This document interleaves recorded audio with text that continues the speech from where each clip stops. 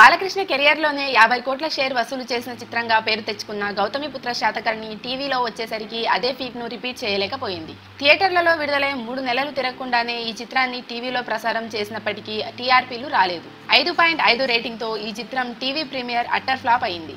సాధారణంగా ఎంతో పెద్ద పరాజయం పాలైన సినిమాలకి కానీ ఇంత తక్కువ టీఆర్పీలు రావు. గౌతమిపుత్ర శాతకర్ణి ఎందుకంత తక్కువ రేటింగ్ వచ్చిందనేది మా టీవీ వాళ్ళకి అంతు చిక్కడం లేదు. ఈ చిత్రం శాటిలైట్ రైట్స్ పై భారీ మొత్తం వెచ్చించిన స్టార్ మా టీవీ ఈ మొదటి ప్రదర్శనకే ఇలాంటి బ్యాడ్ రేటింగ్ రావడంతో కుదేలైంది.